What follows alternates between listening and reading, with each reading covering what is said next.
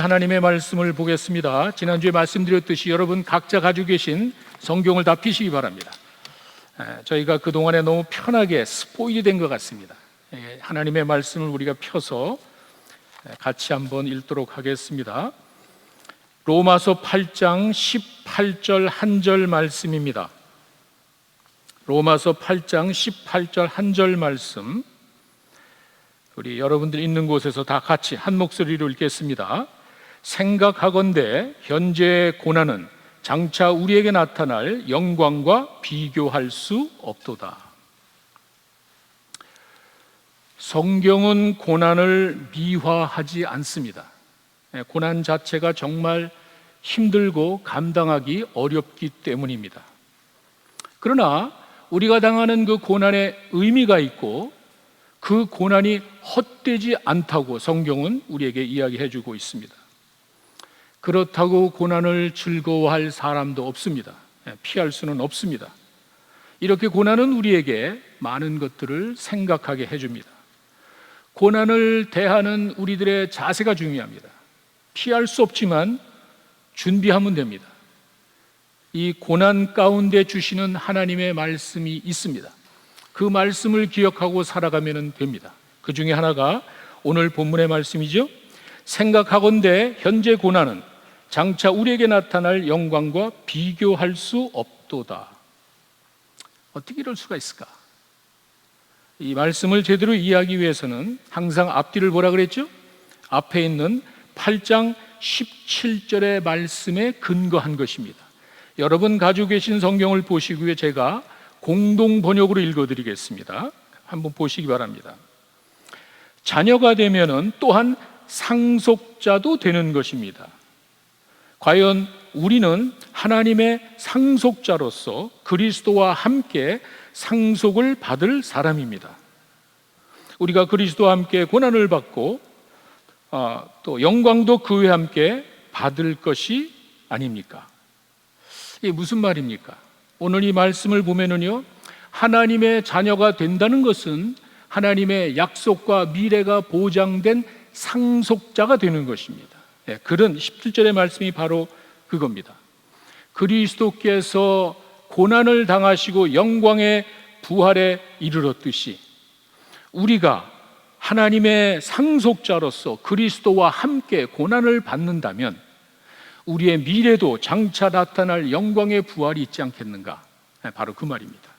이렇게 해서 18절 오늘 말씀으로 넘어갑니다. 우리가 어떤 환경에서도 어려움을 당할 수 있고 힘들고 고통스러울지는 모르지만 우리가 앞에 있는 그 영광의 부활을 생각하면 이겨나갈 수 있지 않는가? 이제 그 말을 사도 바울이 해주고 있습니다. 고난에 대한 우리 믿는 자들의 자세가 분명해야 됩니다. 어려움이 왔을 때 하나님의 자녀들이 어떻게 살아가야 되는지 알고 있어야 됩니다. 이 가장 기본적인 지식과 믿음을 말합니다.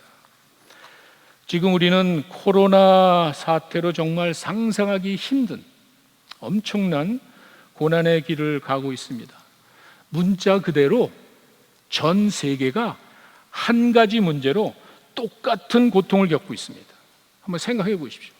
한 가지 문제로 똑같은 고통의 길, 불안과 두려움을 우리 모두가 겪고 있습니다. 우리가 가지고 있는 걸 다 동원해도 막을 수가 없습니다. 그야말로 속수무책입니다. 요즘 이런 사태를 바라보면서 느끼는 것이 역시 세상에는 소망이 없구나 하는 사실을 확인하게 됩니다. 눈에 보이지도 않는 자그마한 바이러스 때문에 꼼짝 못하고 있습니다. 아무리 뛰어난 머리와 기술을 가지고 있다 해도 어쩔 수 없습니다. 이런 일이 자주 생긴다면 여러분 어떻게 하시겠습니까? 2002년도에 사스가 있었습니다. 그리고 2012년도에 메르스라 그러죠. 메르스가 있었고 2019년 말 2020년에 코로나 바이러스가 왔습니다. 기간이 단축이 되고 피해는 더 커지고 있습니다. 앞으로 이런 일이 없으리라는 보장은 아무도 못합니다. 이것이 바로 지금 우리가 사는 현실입니다. 그래서 저는 이 고난 가운데 우리 그리스도인들이 어떻게 살아가야 될지, 아니 성경에 나와 있는 신앙인들은 어떻게 이 고난을 이겨나갔는지를 한번 생각해 봤습니다. 먼저는 구약의 경우입니다. 구약의 대표적인 사람이 바로 욥이었습니다. 욥의 경우는요, 욥기 23장 10절의 말씀을 여러분 한번 같이 보시기 바랍니다. 욥기 23장 10절에 가시면은요, 욥의 고백이 나와 있습니다. 우리 같이 한번 찾아서 보겠습니다. 욥기 23장 10절입니다. 제가 읽겠습니다. 그러나 내가 가는 길을 그가 아시나니 그가 나를 단련하신 후에는 내가 순금, 정금같이 되어 나오리라. 이렇게 되어 있습니다. 우리가 고난하면은 떠올리는 사람이 바로 욥입니다. 욥의 고난은 이유를 모르는 고난입니다. 도대체 고난을 당해야 될 이유가 없는 의로운 사람의 고난입니다. 왜 욥이 이런 고난을 당해야 되는지 욥은 알 수가 없습니다. 아니, 우리도 마찬가지입니다. 이렇게 성실하게 살아간 하나님의 사람이 왜 고난을 당해야 되는지, 이렇게 고난의 이유를 모르는 것이 욥이 당한 고난이었습니다. 그 이유는요, 여러분 그 앞에 가시면은 욥기 1장 1절에 욥을 설명하는 내용이 있습니다. 그걸 여러분 같이 한번 보시기 바랍니다. 욥기 1장 1절의 말씀에 보면은 그 욥이 어떤 사람인지 이렇게 설명이 되어 있습니다. 우수 땅에 욥이라 불리는 사람이 있었는데 그 사람은 온전하고 정직하여 하나님을 경외하며 악에서 떠난 자다. 여러분 한번 생각해 보십시오.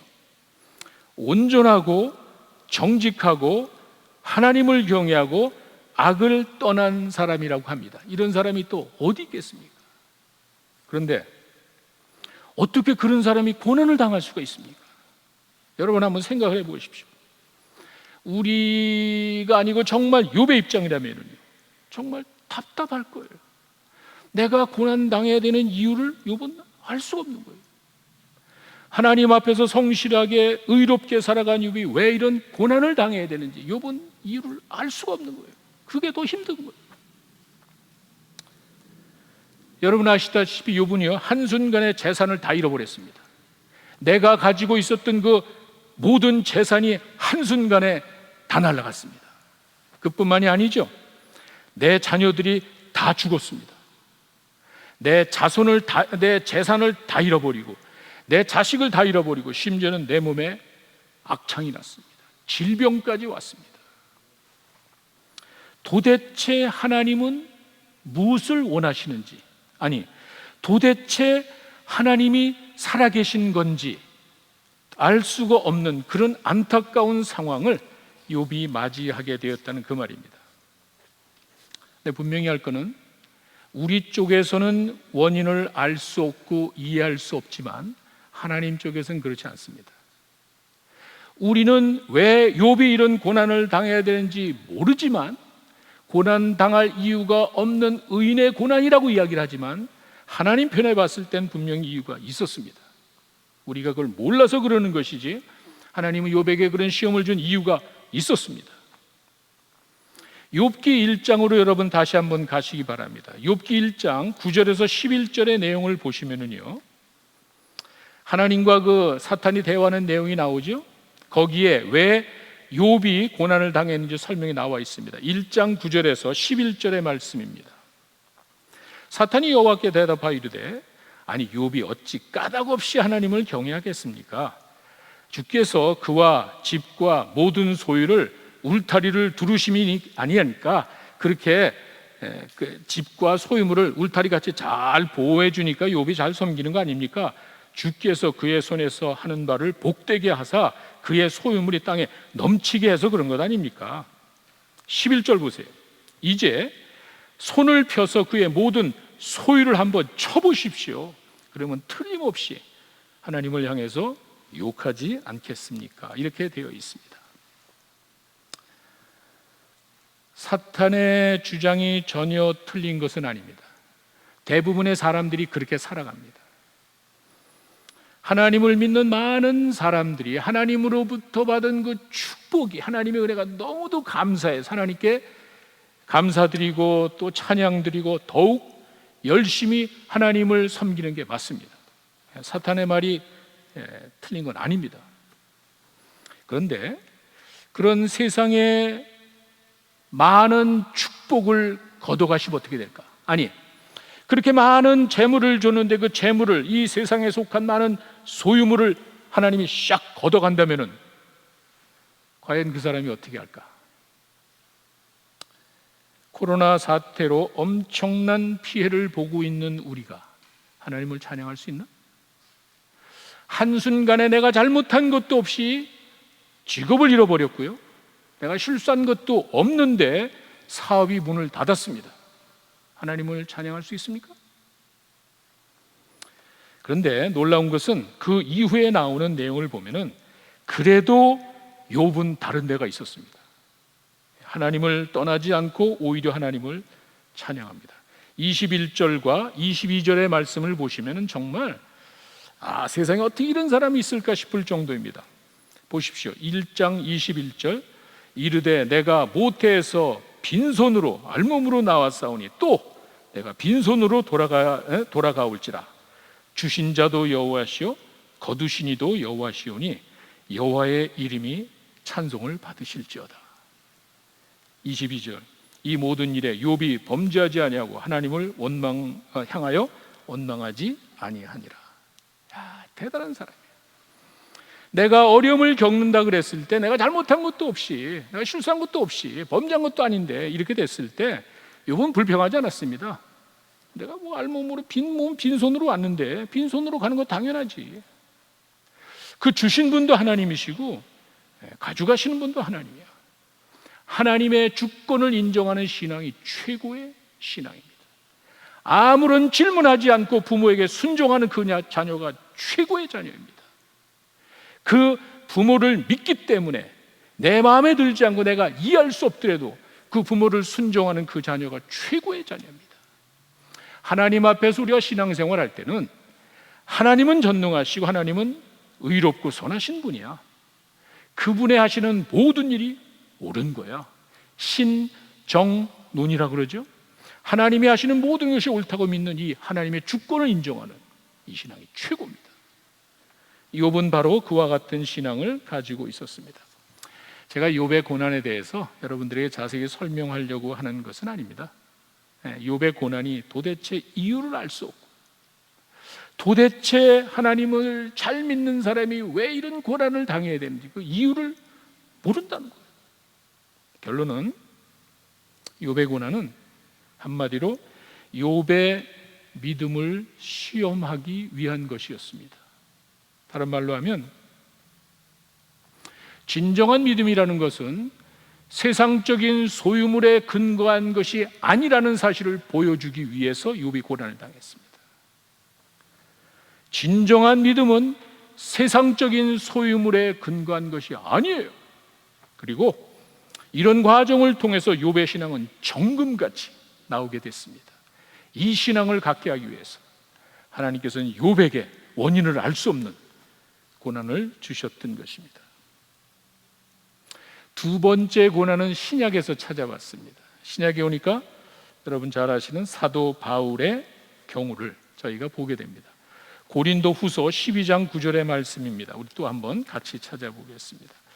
고린도 후서에 가시면은요, 사도 바울이 고난당하는 그 모습이 나타나 있습니다.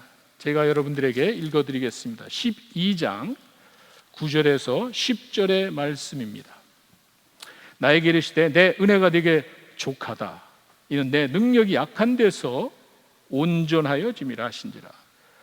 그러므로 도리어 크게 기뻐함으로 나의 약한 것들에 대하여 자랑하리니 이는 그리스도의 능력이 내게 머물게 하려 함이라. 10절입니다. 그러므로 내가 그리스도를 위하여 약한 것들과 능력과 궁핍과 박해와 곤고를 기뻐하노니 이는 내가 약한 그때에 강함이라. 자신의 몸에 보이지 않는 자그마한 가시로 인해서 바울이 고통을 겪습니다. 하나님께 간절히 기도했어요. 3번 기도했다는 것은 간절히 기도했다는 그런 말입니다. 응답이 없습니다. 바울이 너무 뛰어나기 때문에 바울이 교만하지 못하도록 겸손하게 하기 위한 하나님의 뜻임이 나타나 있습니다. 자, 바울의 고난은 이유를 알고 있습니다. 욥의 경우는 도대체 왜 고난을 당해야 되는지 이유를 몰랐는데, 바울의 경우는 이유가 분명합니다. 고난의 이유가 너무도 분명합니다. 그래서 기도해도 소용이 없습니다. 다른 응답이 왔죠. 하나님 은혜의 소중함을 알게 하기 위해서. 바울은 그는 고난을 당했습니다. 정말 바울은 뛰어난 사람입니다. 지식이 있고요, 열정이 있고요, 체험 있는 사람이에요. 완벽한 신앙인이었습니다. 그렇게 하나님의 일에 철두철미하게 지식과 열정과 체험을 가지고 하니까 교만해질 수 있잖아요. 하나님께서는 그에게 가시를 줘서 교만하지 않도록 그런 고난을 줬다고 이야기를 합니다. 욥하고는 다른 경우죠. 욥은 그 이유를 알 수가 없었는데 바울은 고난의 이유가 분명합니다. 너 생각대로 사는 것이 아니야. 너 생각에는 가시가 없으면 편하게 살겠지만 괜찮아. 그 어려움을 가지고, 그 어려움 가운데서 가시를 가지고 하나님의 은혜로 사는 것을 깨닫게 해줘. 이전까지는 바울이 완벽하게 준비하고 최선을 다해서 살았지만 이제는 그게 아니에요. 하나님의 은혜로 살아가는 새로운 삶을 살게 하려고. 내가 가진 것이 없어서 약해질 때 하나님이 강한 거야. 내 생각대로 되지 않을 때 하나님의 뜻이 이루어지는 거야. 내가 하고 싶은 그 많은 일을 하지 못해 안타까울 때 하나님이 은혜로 이루시는 거야. 이 사실을 깨닫게 하기 위해서 바울은 고난을 겪게 되었습니다. 때로는 우리도 불편한 것을 가지고 살아야 될 때가 있습니다. 내 뜻대로 되지 않고 기도 응답이 없는 때가 있습니다. 그렇다고 하나님의 역사가 중단되는 게 아닙니다. 하나님께서는 그 과정을 통해서 내 뜻대로, 내가 원하는 대로 되지 않고 나에게 불편한 상황이지만, 어려운 상황이지만 하나님께서는 그 은혜를 주셔서 내가 전혀 생각하지 않은 방법으로 하나님의 일을 이루신다는 그 말입니다. 겸손하기 위해서, 교만하지 않기 위해서, 하나님의 은혜로 사는 것을 깨닫게 하기 위해서 고난을 줬습니다. 모세의 경우를 보면은 교만이라는 것이 얼마나 하나님께서 싫어하고 얼마나 위험한 것인지를 잘 알게 됩니다. 하나님께서는 모세를 책망하셨습니다. 민수기에 나오는 말씀인데 이것도 우리가 같이 한번 찾아보겠습니다. 민수기 20장 8절에 있는 말씀을 보시기 바랍니다. 광야를 가다가 이스라엘 백성들이 목말라서 그들에게 물을 내주는 장면인데 이렇게 되어 있습니다. 민수기 20장 8절의 말씀을 잘 보시기 바랍니다. 제가 읽어드리겠습니다. 8절과 11절 두 절을 읽겠습니다. 민수기 20장 8절입니다. 여호와께서 모세에게 말씀하여 이르시되 8절 지팡이를 가지고 내 형 아론과 함께 회중을 모으고 그들의 목전에서 너희는 반석을 명하여, 지팡이를 가지고 반석을 명하여 물을 내라. 내가 그 반석이 물이 나게 하여 회중과 그들에게, 백성들에게 마시게 할 것이다. 이렇게 이야기를 했습니다. 자, 10절에 보십시오. 모세와 아론이 회중을 그 반석에 모았습니다. 그대로 했죠. 모세가 그들에게 이르되 반역한 너희여 들으라. 우리가, 하나님이 아니죠, 우리가 너희를 위하여 반석에 물을 내리라고 11절에 보시면은요, 그의 손을 들어 지팡이로 반석을 2번 내리쳤습니다. 분명히 하나님께서는 지팡이를 가지고 명하여, 반석을 명하여라고 되어 있지만 모세는요, 우리가 한번 멋지게 해보겠다 이거예요. 가더니 반석을 막대기로 2번이나 때렸습니다. 그러자 거기서 물이 팍 터져 나왔습니다. 얼마나 멋진 장면입니까? 한번 생각해 보십시오. 그거 아니더라도 모세는 하나님의 놀라운 기적을 많이 행했습니다. 그거 아니더라도 모세는 정말 위대한 인물이었습니다. 그리고 사실 그 전에 다른 사건에서는 반석을 쳐서 물이 나오게 된 적도 있습니다. 근데 이번에는 왠지 하나님이 반석을 명하래. 명해서 물을 내라 그랬는데 그냥 내 방법대로 가가지고 반석을 그냥 2번씩이나 그것도 내리치니까 거기서 물이 쏟아져 나왔어요. 백성들의 환호가 터집니다. 12절을 바로 가시면은 하나님께서는 그 자리에서 책망을 합니다.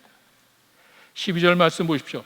여호와께서 모세와 아론에게 이르시되 너희가 나를 믿지 아니하고 하나님의 방법은 명하여 하라 그랬는데 그렇게 해서 될까?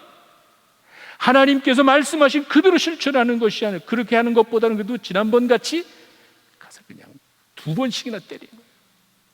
믿지 아니하였다라고 분명히 이야기가 되어 있습니다. 믿지 아니하고 이스라엘 자손의 목전에서 내 거룩함을 드러내지 않고 네가 영광 받았잖아. 하나님의 이름을 통해서 네가 영광을 받았잖아. 하나님의 거룩함을 드러내지 않았기 때문에 이 회중을 내가 준 땅으로 인도하여 내가 들어가지 못할 것이다. 모세에게 엄청난 책망을 하셨습니다. 우리 사역자들이 하나님의 일을 하는 사람들이 조심해야 될 우리에게 주는 무서운 경고가 있습니다. 하나님을 의식하고 하나님의 말씀에 순종하기보다 사람을 의식하고 사람을 만족시키려는 유혹이 있습니다. 하나님이 하시는 것은 틀림없는데 그 영광을 내가 받으려고 합니다.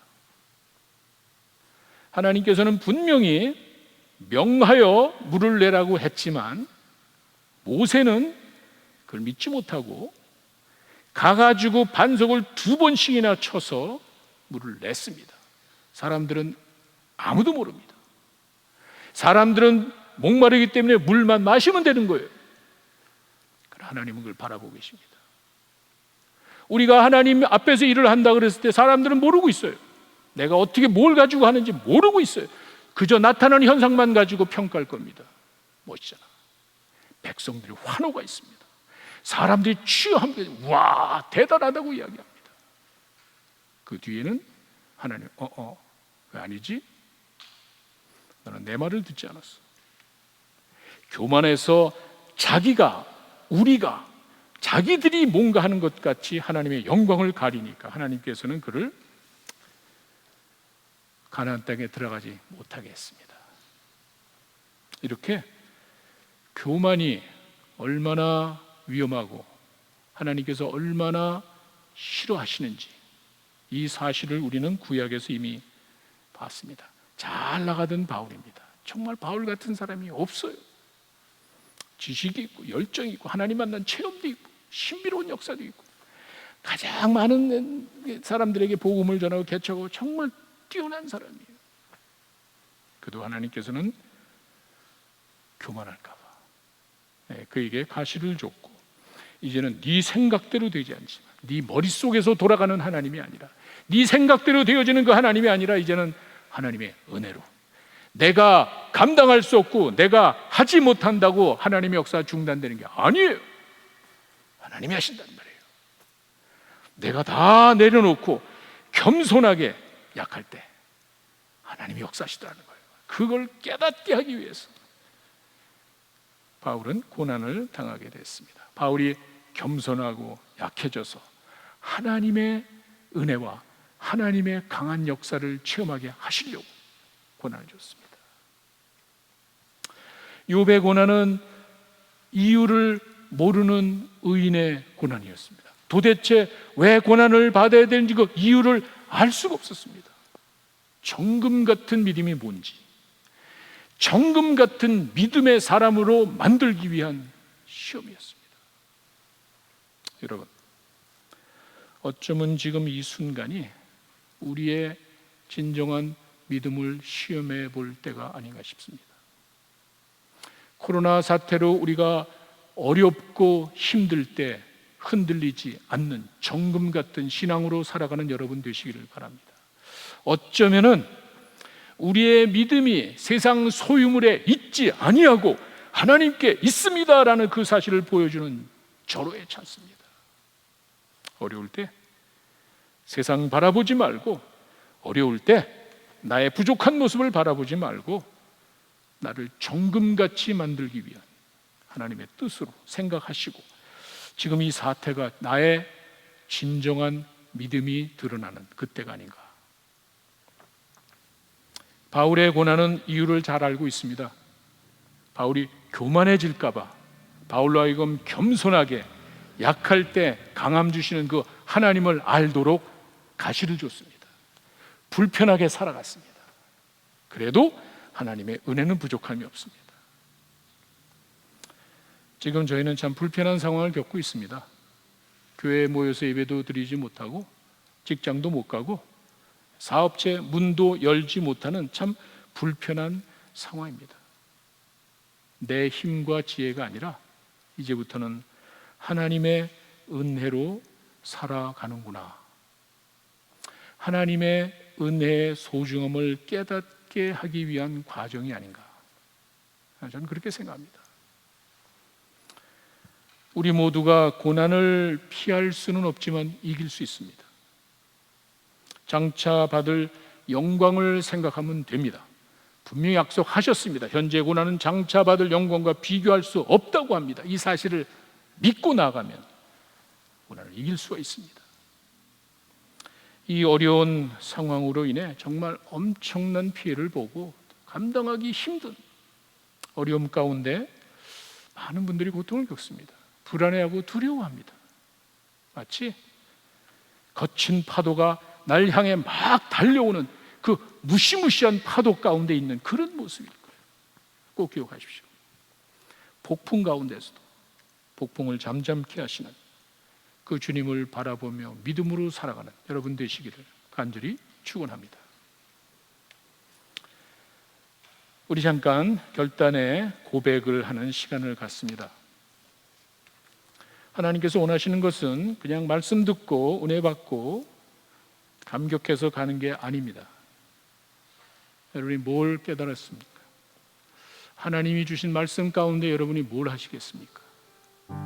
조용히 기도하시면서 마음의 고백을 하십시오. 내 믿음이 어떤지, 이 코로나 사태를 직면하는 내 모습이 어떤지 한번 살펴보십시오. 이 과정 가운데 나의 정금 같은 믿음이 되게 해달라고, 이 어려움을 믿음으로 이겨나갈 수 있게 해달라고 기도하십시오.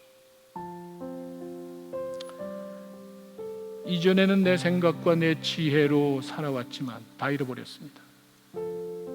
이럴 때 하나님의 은혜가 족하다고 했습니다.